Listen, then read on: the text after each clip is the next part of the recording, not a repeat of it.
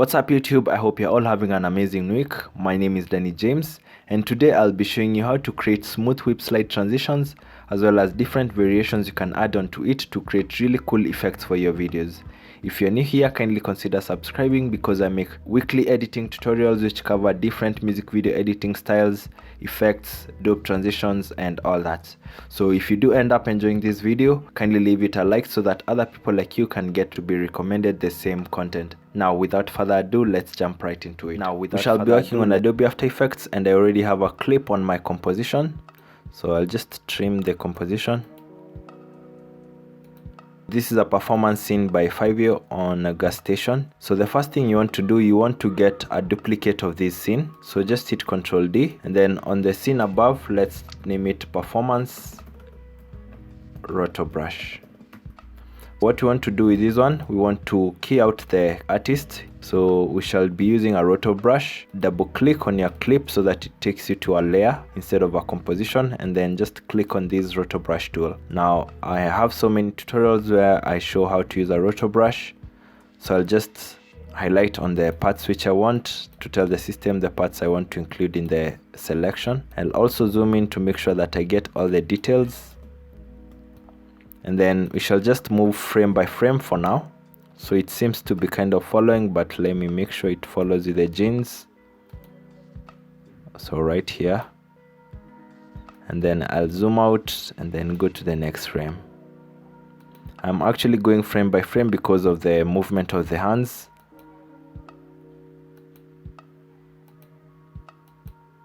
I'm holding Alt while clicking on areas which I don't want to include, and then when it has a green icon, it means that you are trying to choose these items to be within the same. Now I'll come here just to tell the system I don't want these gaps, but I still want the hands. So it's pretty easy to use the roto brush tool because of the AI. So right here I see it has missed the fingers, so let me go back. Yeah, again right here. And then so I'll just go on now and finish up.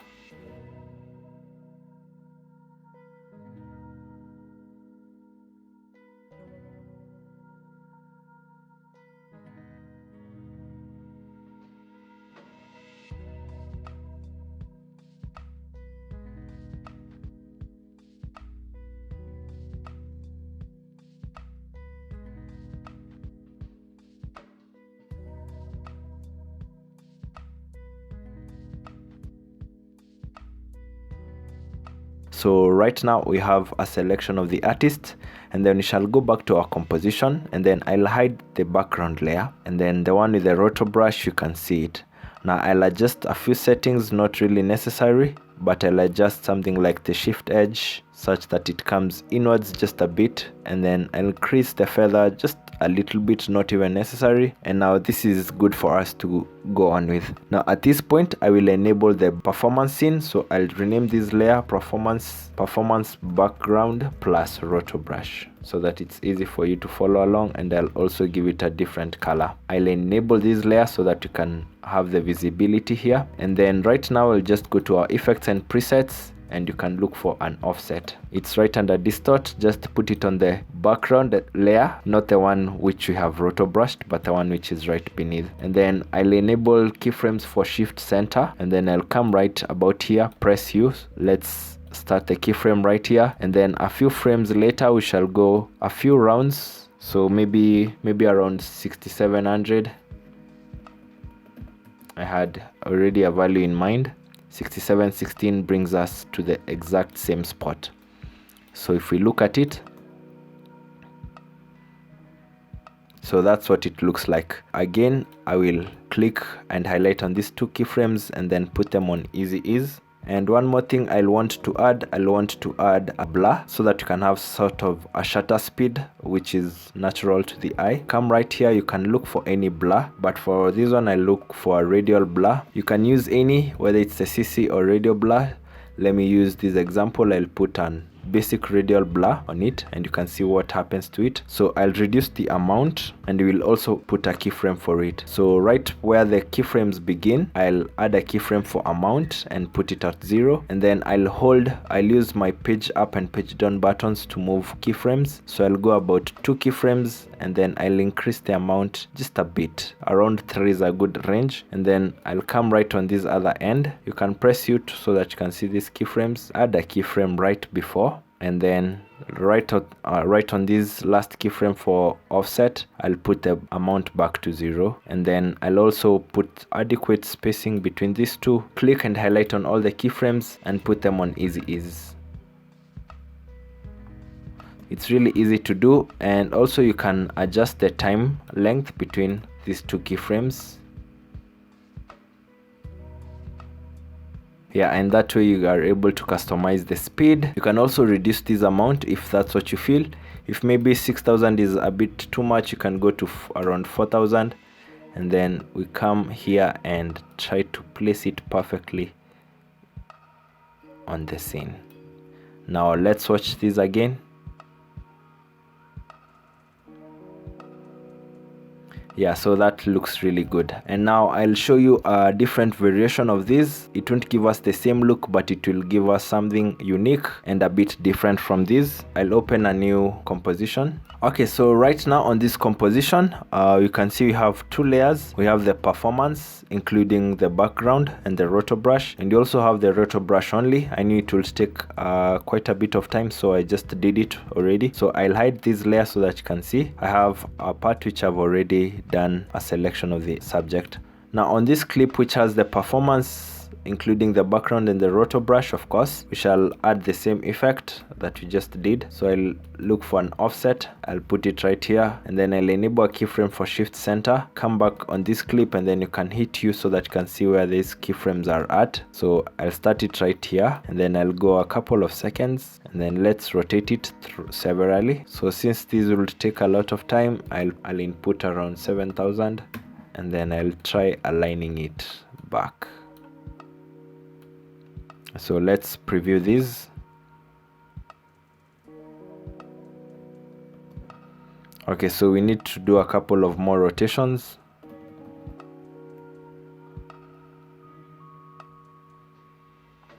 Okay, so that's good. Maybe bring the keyframes a bit together.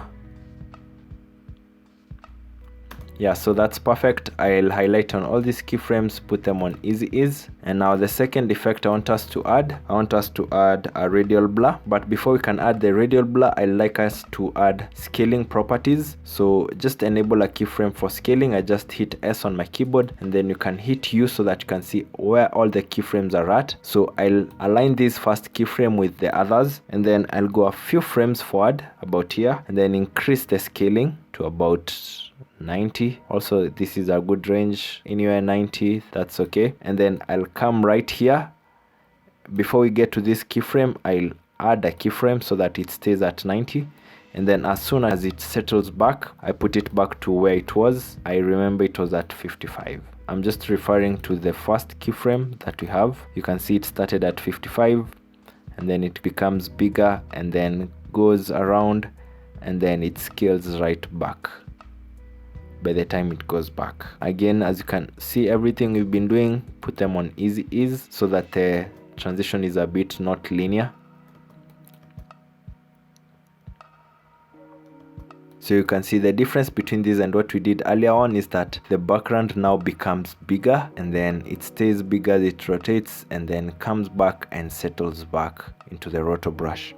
After enabling keyframes for scaling, it's time to go to the next step, and it's time to add a blur. So let's search again radial blur, just as we did, but in the other example we went with the radial blur. I want to show you a different variation. Just add the CC radial blur, change the type from scratch to fading zone, and then enable the keyframe for amount. And now if you press U, you can see where that keyframe is at. So we want to follow these other keyframes, and I'll put it back here so it will go from 0, and then we can also follow these other keyframe for scaling so that it can give us a better perspective to follow through. If I follow the keyframes for scaling, at this point now we can increase the zoom to about 18 to 20. That looks a bit realistic.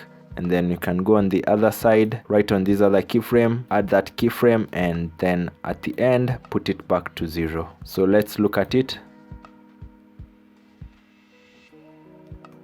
I also think 18 is a bit too little, so let me see if I can add. So we were working with 9, not 18, sorry. So 9 seems to be a bit too little, so let's go to with 18, and on this other keyframe make sure it's also at 18. And then again put all the keyframes to easy ease.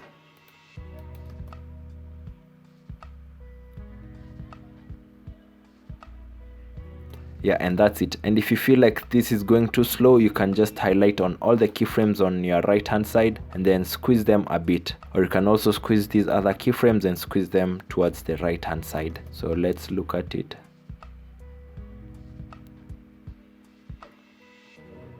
This looks really good. So right here you can hit Ctrl D to duplicate this layer, and then you can hit Ctrl Shift D and then delete this part. Go to this other side, make sure to highlight on the clip which you just made a duplicate, hit Ctrl Shift D and then delete that excess. So we have been left with a duplicate of the same thing which is right here in the middle. Now on this duplicate is whereby we are going to add some source to this. You can go to your effects, under the arithmetic you can work with it as it is, just increase one particular color so that you can see the different outcome that you'll get. Like this just came from 0 and then I added to around 100.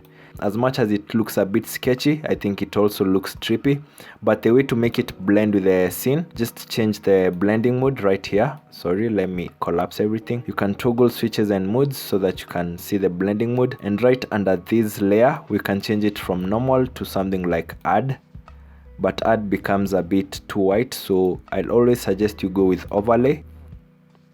And again, since it also looks a bit too much, you can hit T and then reduce the opacity, so you can have it at around 40, and that's basically it. So that's a way you can add some movement and still get a different look from the same variation of the effect.